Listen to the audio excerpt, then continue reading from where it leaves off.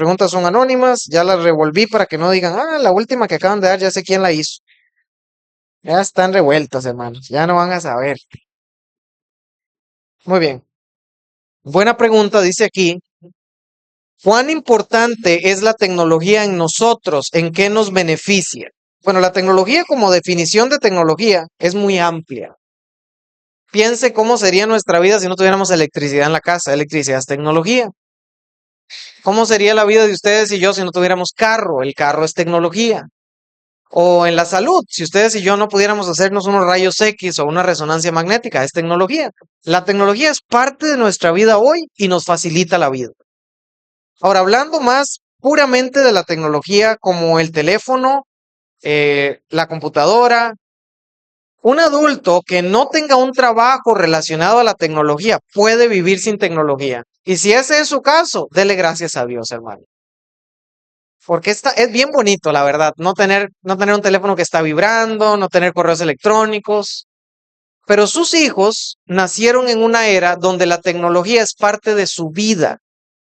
¿Ok? Sus hijos nacieron, les quiero hacer una prueba, eso está bien suave. Díganle a un niño de unos 7 años o menos, pregúntele, hijo, haz la mueca de cómo tomas una foto. Ahora, ¿cómo la hacemos ustedes y yo? Enséñenme cómo toman ustedes una foto, hermanos. ¿Cómo toman una foto? Hagan la mueca. Así, ¿verdad? Háganle a un niño de 7 años cómo toman ellos la foto. ¿Cómo cree que lo van a hacer? Van a hacer así, porque así la toman con los teléfonos hoy. Muchos de los niños nunca han visto una cámara de esas. Los niños nacieron con tecnología, los jóvenes de ustedes nacieron con tecnología. Las redes sociales ya existían cuando jóvenes que están por cumplir 20 años, creo que Facebook salió en el 2004-2005. O sea, jóvenes de 20 años nacieron cuando ya existían las redes sociales. Es parte de su vida. Entonces no podemos, esto va a ser parte de la vida de los jóvenes de aquí en adelante. Y tenemos que aprender a vivir con eso. Es importante para su comunicación.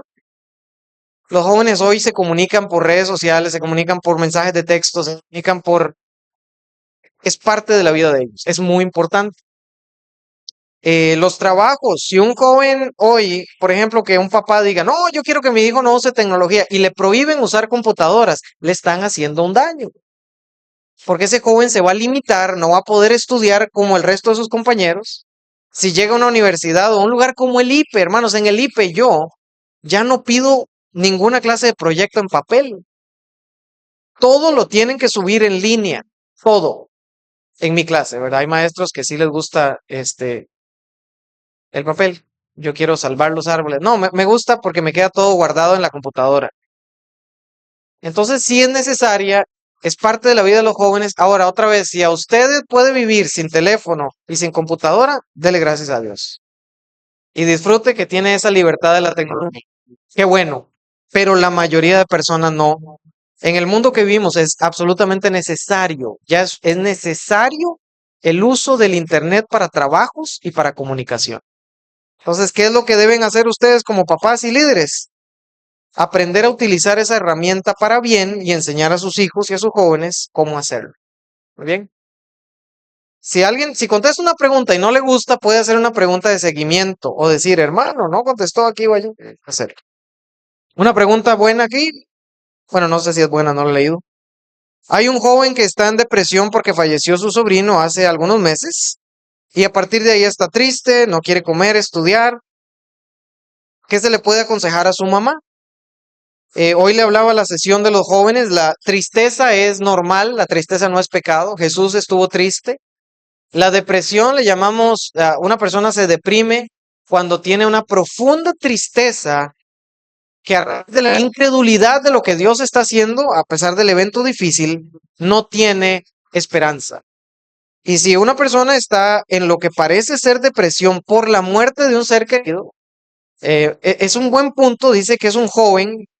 Hermanos, lo que yo recomiendo como consejero es que si un niño o un joven, depende de la edad, está pasando por una situación difícil, la mayoría de veces la consejería no es con el niño o el joven. ¿Con quién creen que es? Con los padres. Porque los padres son los que van a influenciar la vida de sus hijos. Y me interesaría mucho, por ejemplo, ¿verdad? Que esa mamá tuviera consejería, ¿verdad? Puede buscar al pastor, puede buscar a un líder maduro de la iglesia para que le ayude a que esa mamá ayude a su hijo en medio de esta dificultad. Y a la vez el joven, ¿por qué no? También tener consejería y aprender que en Cristo hay esperanza y que a pesar de que hubo muerte y que la muerte es dolorosa, Cristo tuvo victoria sobre la muerte y que puede salir de ahí.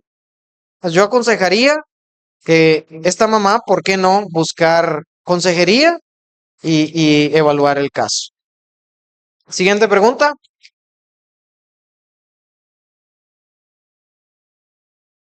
Dice, cuando el padre o la madre es tóxico, ¿verdad? Una palabra moderna, es prudente evitar la convivencia con los hijos. Hay que definir términos siempre, porque para lo que usted y yo es tóxico, para otra persona no lo es. ¿A qué se refiere con tóxico? Ah, es que el papá es tóxico porque, voy a darles un ejemplo, una persona que no es creyente, una mamá no creyente, el papá sí es creyente, están separados y tienen hijos en común. Y el papá quiere llevar los hijos a la iglesia y hablarles de Cristo. Y la mamá dice, es que ese hombre es un tóxico. ¿Es tóxico o está tratando de ganarlos para Cristo? ¿Verdad? Pero para esa mujer ese hombre es un tóxico. Entonces yo quiero saber qué es tóxico, ¿verdad? No sé qué es tóxico en ese contexto. Em, Cuando el papá, por ejemplo, en un matrimonio que están separados, lastimosamente, y el asunto aquí se vuelve complicado, porque no estoy seguro cómo funcionan las leyes en México, pero si las autoridades dicen, ok, un matrimonio está separado, el papá paga pensión y las leyes dicen, como en Estados Unidos o en Costa Rica, que el papá tiene derecho a visita. Realmente no hay nada que la mamá pueda hacer. Está por ley obligada a permitir que su papá tenga los hijos. ¿Funciona igual en México? Entonces, ahí realmente no hay mucho que hacer. El papá, la mamá puede considerarlo tóxico. El único detalle sería que la mamá pueda comprobar que el papá está haciendo algo en detrimento de sus hijos, que los está maltratando verbalmente, físicamente o exponiéndolos a alguna clase de peligro. Pero si no, realmente no hay mucho más que se puede hacer. A mi criterio, lo que conozco de las leyes de otros países, eh, en ese sentido, ¿verdad? Evitar la convivencia de los hijos, si hay un proceso legal de por medio, no se puede. Si la mamá priva al papá que le está pagando pensión de ver a sus hijos, el papá puede terminar quitándole los hijos. ¿Funciona así en México también?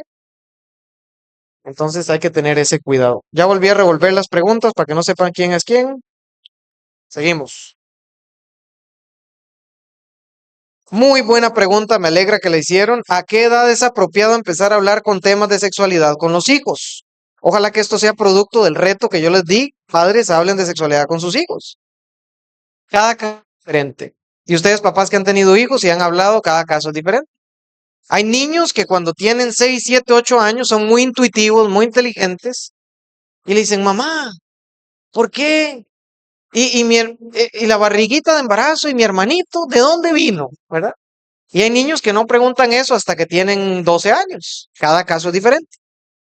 Lo que les recomendaría es estén atentos a las preguntas de sus hijos y va a haber respuestas apropiadas dependiendo de la edad. Que si un niño de 3, 4 años viene y te dice, mamá, ¿y dónde vine yo? No le vas a explicar todo el proceso de sexualidad humana porque no es la edad apropiada. Le puedes decir con palabras sencillas y honestas, papá y mamá nos amamos mucho y tú vienes producto del amor que papá y mamá tenemos. No le están mintiendo, pero no están ahondando en detalles porque no es momento para esa niña de saber. Pero si tu niño de 12 años viene y dice, mamá, en la escuela me enseñaron el aparato reproductor masculino y femenino, así es como se hacen los bebés, ya es momento de que le hables de cómo funciona la sexualidad. Y lo sientes y lo lleves a la Biblia, le digas, Dios hizo tu cuerpo maravillosamente en el Salmo 139, en el cuerpo de tu mamá.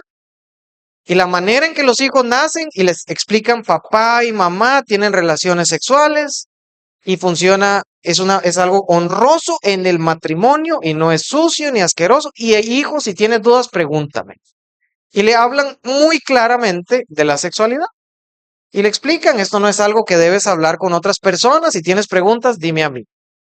Y por favor mantengan esa puerta abierta con sus hijos. Sus hijos deberían poder tener la confianza de venir a preguntarles cosas de sexualidad. Entonces recuerden, no hay una edad apropiada, pero sí hay conversaciones apropiadas dependiendo de la edad. Y tristemente a veces pasa que alguien dice de más a los hijos y tal vez no era el momento, ¿verdad? Fueron a la casa de un tío, una tía, el niño vio, escuchó algo y viene y dice, mamá, es que mi tío me dijo que yo fui un gol, ¿verdad? Que fue un accidente, que ustedes dos no estaban casados. Ok, van a tener que hablar con palabras apropiadas, con mucho honor. Y si el niño le hace preguntas, no lo regañe. Si un niño les viene a hablar de sexualidad y usted le dice, ah, cállese, eso no se pregunta, usted viene de una cigüeña, cállese ya. Cerraste una puerta. Ese niño no va a volver a preguntarte de sexualidad. Y no es que diga, ay, es que mi hijo es tan inocente, él no sabe nada. Va a averiguarlo, pero cerraste tú la puerta tuya. Así que cada caso es diferente, es importante hablar. ¿Cómo aconsejar a una mamá que está batallando con rebeldía en su hijo por traer una novia en conversa? Ya se le aconsejó, ya se le disciplinó y no entiende el problema que tiene. Nuevamente, no conozco todos los detalles del caso. Ahora, padres, ustedes mientras estén en su casa, los hijos tienen que respetar las reglas de su casa.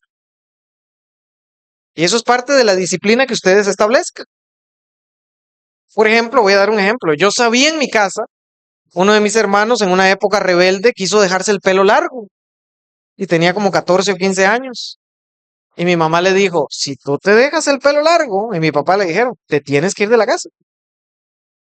No, pero que no sé qué, que mis amigos, si te dejas el pelo largo, te vas de la casa. Y mi hermano tuvo que respetar las reglas, porque los papás establecen las reglas de convivencia en la casa, para hijos menores y mayores de edad.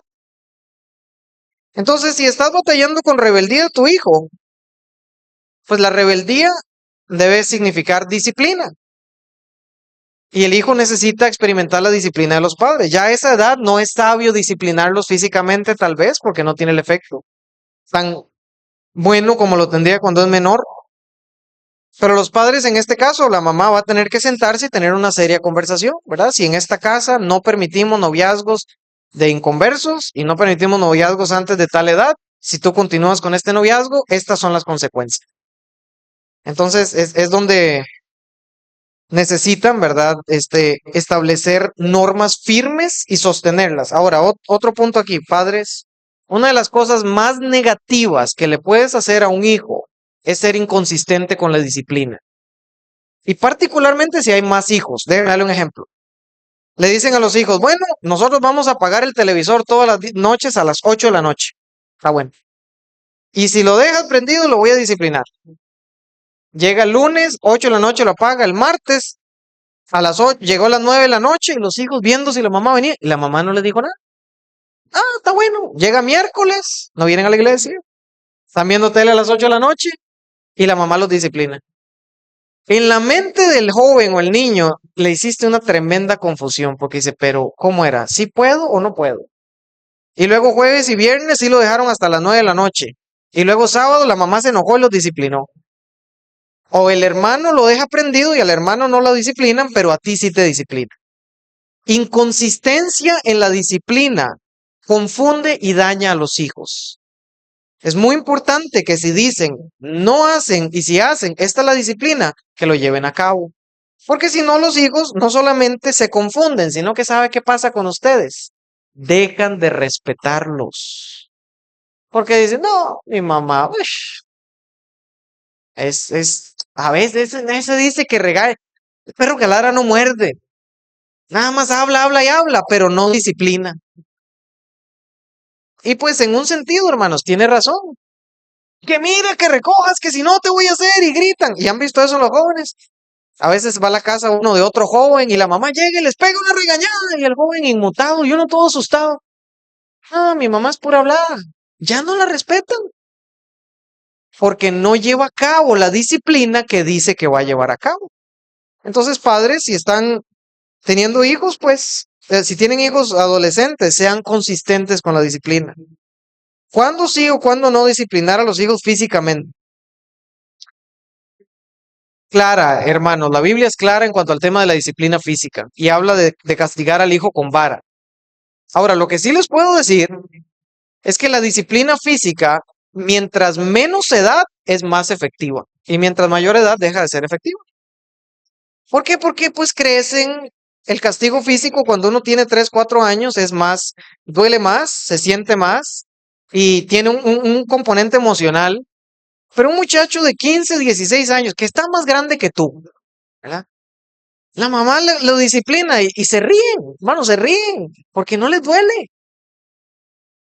En esos casos, la disciplina física no es tan efectiva como la disciplina de otras maneras. Entonces yo empezaría diciendo, la disciplina física es correcta y bíblica, y la palabra de Dios nos dice que si le das vara a tu hijo, te va a dar descanso a tu alma. Y es mejor que inicien cuando están pequeños y que sean consistentes. Si rompe una regla, disciplina y disciplina. Pero la disciplina física debería empezar a decrecer con la edad de de los niños o los jóvenes y buscar otros medios de castigo. Entonces ahí creo que respondo parte de la pregunta. ¿Cuándo no? Y no les voy a decir cuál es la edad que termina. Tal vez a tu hijo de 15 o 16 años, de verdad, tú le das una nalgada y se pone a llorar. Y sí le duele y sí le llega. Pero la mayoría de jóvenes, el castigo físico realmente ya no les funciona. Entonces no les voy a decir a esta edad dejen o no dejen, va a variar de caso en caso. El asunto es que el punto que quiero llegar es que debe ser consistente con la disciplina. ¿Cuándo sí disciplinar? Cada vez que el hijo rompe una regla que tú estableciste. Entonces, si por ejemplo, otra vez hablando del teléfono, tú le dices al teléfono, hijo, el teléfono solo se usa de 8 a 9 para que veas tus redes sociales y lo tienes que traer a mi cuarto. Y son las 9:15 de la noche y el teléfono no está ahí y el hijo está en la sala. Hijo, ¿qué pasó? Ay, mamá, es que me distraje. Bueno, mañana no vas a tener teléfono en todo el día. Disciplina. Y le quitan el teléfono. Y mañana, quítenle en el teléfono. Y el hijo va a entender que si rompe una regla hay disciplina. Igual con los hijos chicos. Si tú irrespetas a papá o a mamá o le pegas a tu hermano, va a haber disciplina. Entonces los niños están jugando y le pega un puñetazo por el ojo. Ok, ven para acá, disciplina. El punto es consistencia en sea cual sea la disciplina que des, sea física o sea un castigo de otra manera. Eso es lo que importa, que haya disciplina consistente. Quedan solo dos, no se me duerman. Ya respondí esta, ¿a qué edad se puede hablar con los hijos de sexualidad? Cada caso varía. El asunto que quiero que vean, hermanos, es que la conversación de sexualidad no es la conversación, es una serie de conversaciones a través de la vida de los niños. Entonces, de 3, 4 años, el hijo dice, mamá, ¿y cómo llegué yo? Porque papá y mamá nos amamos y los hijos nacen en el matrimonio. ¿Y por qué fulanito no tiene papá? Bueno, hay que orar por ellos y le explicas con palabras de amor. Y a los 6, 7 años, el hijo o la hija se da cuenta que tiene partes del cuerpo diferentes a otro niño. Entonces tienes otra conversación. ¿Y por qué mi hermanito, que nació y tiene 3, 4 años, cuando le estabas cambiando el pañal, se ve diferente que yo? Ah, porque los niños y las niñas se ven diferentes. Y Dios nos hizo así, y nos hizo así, y mamá se ve así, y papá se ve así. Y tuvieron otra conversación. Y a los 10, 11 años, el niño ya dice, mamá, es que y ya les pregunta algo de sexualidad y ya ustedes les hablan más. Entonces, ¿qué es lo que quiero aquí, hermanos? Que la conversación de sexualidad no es una. No digan, ay, tengo que esperar hasta que mi hijo cumpla 12 porque yo le he hablado a todos mis hijos a los 12. Háblale bíblicamente cuando él tenga respuestas. No le des más información de la que el niño necesita saber y dásela acorde a la edad que tiene. Ahora, padres, igual, si tienes un hijo que se va a casar, háblale de sexualidad. O sea, piensen de verdad sus hijos, si crearon en la iglesia y no saben nada, hábleles de sexualidad o tienen una visión distorsionada de la sexualidad, háblales antes de casar, hijo, vamos por un café o hija, vamos por un café. Y hábleles de sexualidad, hábleles de comunicación, hábleles de bíblicamente, de cómo el marido no es dueño de su propio cuerpo, sino la esposa y la esposa de él, y cómo se ve eso en la práctica. Hermanos, no tengan vergüenza de eso. Dios lo diseñó y ustedes son los padres y le pueden hablar a sus hijos de sexualidad. No es sucio, no es impuro, no es vergonzoso. Es sucio, impuro y vergonzoso, como el mundo lo enseña, eso sí. Pero como Dios lo enseña, no. Y hábleles bien, porque recuerden, si ustedes no le enseñan, si ustedes no le dicen, igual ellos van a saber la información, pero la van a obtener mal. Y la última pregunta es muy parecida a una que ya me dieron. ¿En qué situación se debería disciplinar a los hijos? Hay demasiadas situaciones, cada caso es diferente, pero cada vez que el hijo de palabra o conducta rompa una regla que ustedes establecieron o un mandato de Dios, deberían tener disciplina cada vez que lo hace. Ahora, la disciplina puede significar, ¿verdad? Que el hijo, ustedes tienen una regla de 3 strikes, digamos, ¿verdad? Hijo, si no acomodas la habitación y yo la veo, te voy a decir una vez. O de 2 strikes. A la segunda te voy a disciplinar. Entonces ustedes pasan por el cuarto, ahora la habitación está desacomodada. Hijo, la regla en esta casa es que todos los días tú tienes que hacer la cama. Para las 10 de la mañana la cama tiene que estar hecha. La ropa recogida y tú tienes que hacer tu responsabilidad, trapear el piso. Y ya son las 10. Te doy una oportunidad. Y si el hijo no lo hace, disciplina. Entonces, cada caso es diferente, pero lo importante es que ustedes tengan reglas que los hijos sepan que ustedes se la comunicaron y que si rompe la regla, sea que le dan un strike o 2 strikes, si rompe la regla, debe haber disciplina. Es la manera en que los hijos van a aprender. Esa es la última pregunta, Isaí. No sé si hay otra más o si hay una desde el micrófono.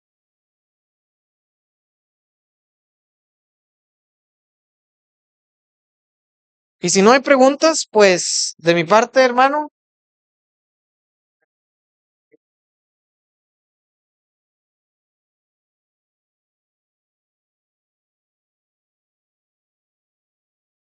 sí.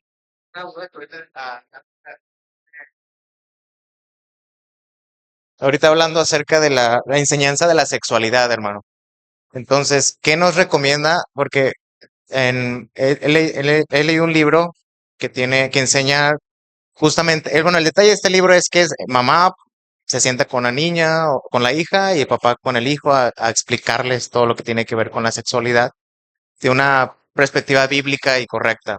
Entonces, en este libro se menciona que cuando se enseñaba, se le enseñaba al hijo, tenía que ser con los nombres específicos. Y muchas veces lo que yo encuentro de cuando llegan casos a la escuela con alumnos que es que dijo, ese niño dijo, por ejemplo, la palabra pene, por ejemplo, ese niño dijo pene y todos los niños, ajá, o cosas por el estilo.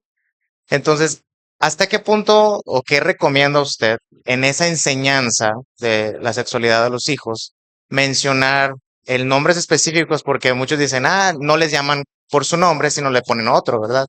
Y hay muchas formas de cómo hablarles en cuanto a eso. Entonces, ¿qué usted recomienda en ese aspecto para que los papás que tienen niños o en la enseñanza de adolescentes, por ejemplo, que ya su mente es diferente y su concepción, porque en la escuela les enseñan, tarde o temprano tienen que llegar a ese punto donde la escuela, si los tienen en escuelas seculares o en la en preparatoria, pues van a llegar a conocerlo. Entonces, ¿usted qué nos recomienda en ese aspecto? Es una buena pregunta y recuerden que la Biblia nos invita a hablar, ¿verdad? Con toda pureza. Ahora, el asunto con los niños chicos, con los niños pequeños, es que muchas veces pasa esto, ¿verdad? Llegan a la escuela y tengo ganas de orinar, o los niños pequeños, hombres, muchos se tocan mucho, y pueden decir, es que me pica y dicen el pene, por ejemplo, y los demás niños se asustan. Para mi recomendación es que sí, efectivamente, usen las palabras correctas, pene y vagina. Ahora les voy a decir cómo pueden enseñarle a sus hijos a hablar de esto en público. Pueden enseñarle a sus niños pequeños a decirle, ¿verdad? Las partes privadas. A decirle, estas son tus partes privadas. Y si vas a hablar de esto, le dices partes privadas. Para que los niños, esto tiene dos beneficios. Uno, ¿verdad? Hay recato a la hora de hablar de eso. Y número dos, para que los niños entiendan que una parte privada es algo que nadie puede tocar. Nadie te toca. Tus partes privadas son, ¿verdad? Tus genitales y tus pechos o tu pecho y tus nalgas. Nadie toca las partes privadas. Y está bien que les digan el nombre correcto. Ahora, recuerden y enfatícenle mucho a los niños chiquitos. Eso se dice partes privadas. Para que cuando ellos en público lo hablen, lo hagan así. ¿Por qué no recomiendo yo y muchas personas que han hecho investigaciones que les llamen otro nombre? Aunque puede sonar muy decirle, por ejemplo, a los hombres, tu pajarito, para hablar del pene. Porque saben que eso usan muchos abusadores sexuales. Utilizan ese tipo de términos. Yo tengo un pajarito muy bonito, quiero enseñar. Y el abusador, el pedófilo, le enseña un ave, un pajarito, y luego ven otra vez para que vean mi pajarito, y le enseña otra cosa. Entonces, el hecho de enseñar nombre que no es, pues, no creo que daría que efectivamente le enseñen el nombre que la Biblia le da. Y sí, si su hijo lo empieza a utilizar como broma, como algo morboso, necesitan corregirlo y llevarlo a la Biblia. Hijo, esto se habla con toda pureza. Lo que estás haciendo está mal. No lo vuelvas a hacer. Si empiezas a hablar de eso y a hacer chistes o bromas de eso, te voy a disciplinar. Y que el niño entienda desde chiquito el principio de Efesios 5. Ni aún se nombre fornicación, impureza. No vamos a jugar con esto. Y es posible que haya una que otra vez que un niño va a decirlo y los otros van a reaccionar. El maestro puede decir, niños, así le enseñaron sus papás o asá, no vamos a hacer bromas de eso. Pero papás, si ustedes ayudan enseñándole a sus hijos acerca de las partes privadas, no deberíamos tener problemas así en la escuela, pero pueden enseñarle los nombres correctos. ¿Tiene sentido? Muy bien. Entonces yo creo, si no hay otra pregunta, ¿no? Que de mi parte ya terminé, hermanos. Gracias por su atención. Espero que haya sido de ayuda y bendición.